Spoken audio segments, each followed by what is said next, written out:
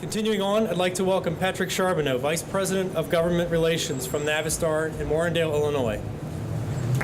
Thank you. First, I want to thank the Diesel Technology Forum for getting everyone together to celebrate this very, very impactful rule.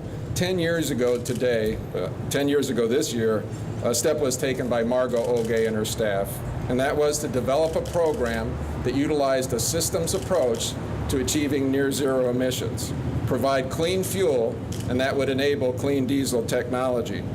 And Navistar, our CEO, as well as myself, who happened to be engaged in engineering at the time, took great pride in saying, if you can provide us clean fuel, we can, in fact, have the technologies to get to near zero emissions. In fact, the very day the proposed rule in 2007 came out, Navistar issued a press release. And that press release announced the production introduction of the green diesel technology school buses that would utilize ultra-low sulfur fuel and particulate filters. And we've demonstrated this green diesel school bus throughout the U.S. And in fact, if anyone wants to know the real story about behind the white hanky test, talk to me afterwards here. But the fact of the matter is, we demonstrated that bus throughout the U.S. for one reason. We didn't want anyone to say that it couldn't be done because we had the thing in production. Now, 10 years later, we're completely phased in, and you're seeing the near zero emissions trucks that we have today. And like everyone on the stage has said, who would have thought back in the 90s that you could actually have a 90 to 95% reduction in emissions and truly have near zero products? Well, shortly, the EPA and NHTSA were going to come out with something new, and a new rule proposal for greenhouse gas emissions. And quite frankly, once again, Navistar wants to be ahead of the game. We're the first ones to introduce the hybrid vehicles and medium-duty trucks, the first plug-in hybrids for school buses, and now also the first electric truck. And if you take a look behind me, you'll also see the most aerodynamic vehicle in this row, the ProStar Plus. These are setting the stage for doing what we want to do, and that's improve overall fuel efficiency and reduce greenhouse gas emissions. It's been a very eventful 10 years. We're proud to have been involved from the very beginning of this and to achieve something that was an oxymoron back then, as you've heard, clean diesel products. And we look forward to what can be accomplished now over these next 10 years. Thank you very much.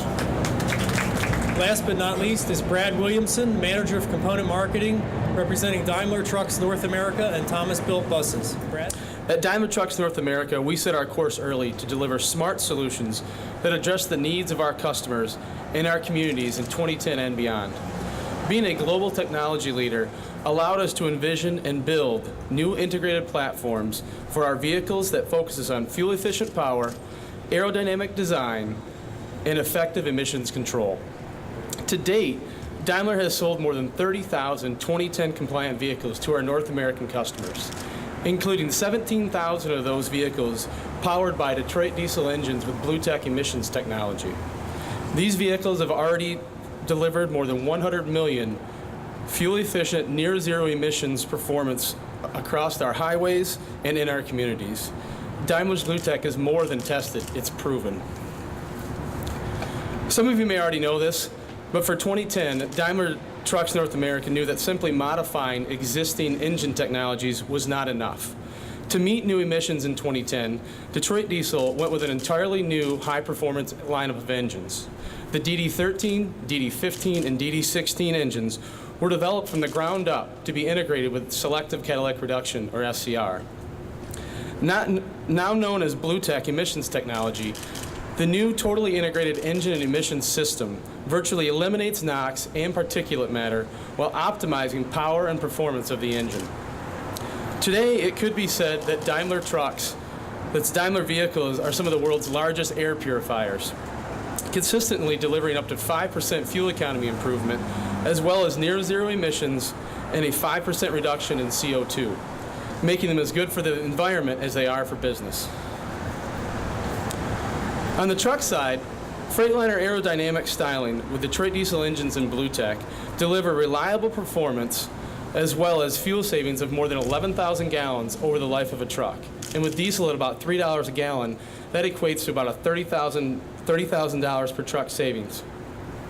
Furthermore, on the environmental side, Daimler Solutions eliminate more than 100 U.S. tons of CO2 and approximately 7 U.S. tons of NOx per truck.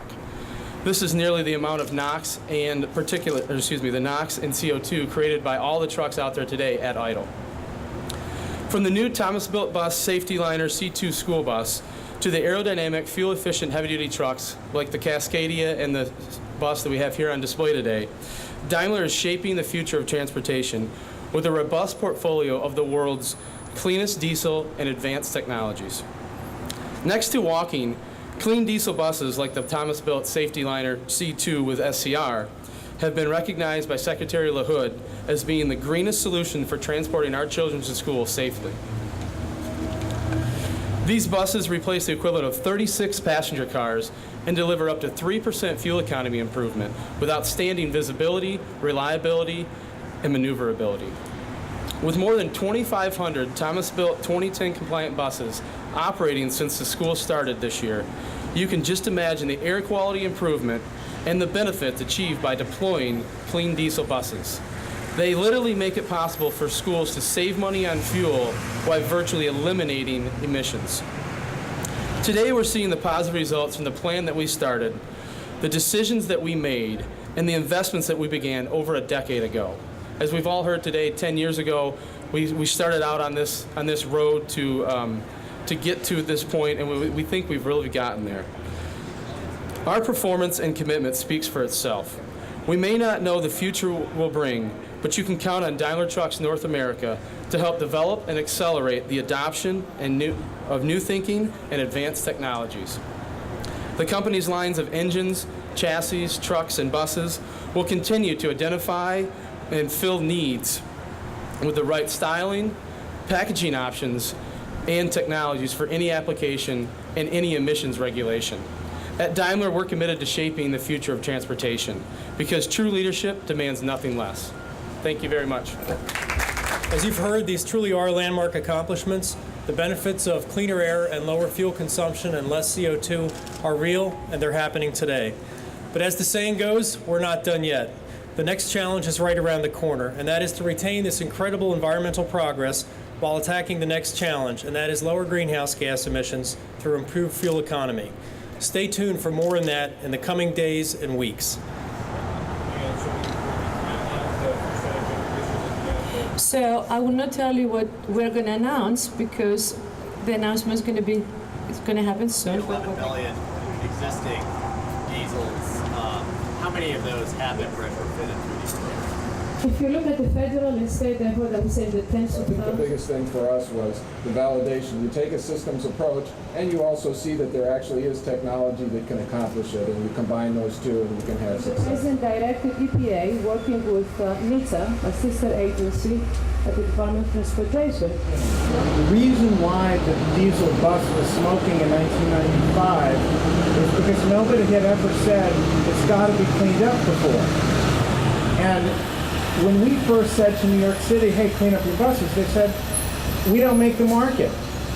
EPA makes the market. EPA tells the engine companies what the bus engine should do at the tailpipe. 11 million existing diesels. How many of those have been retrofitted through these programs? If you look at the federal and state effort, I would say the tens of thousands.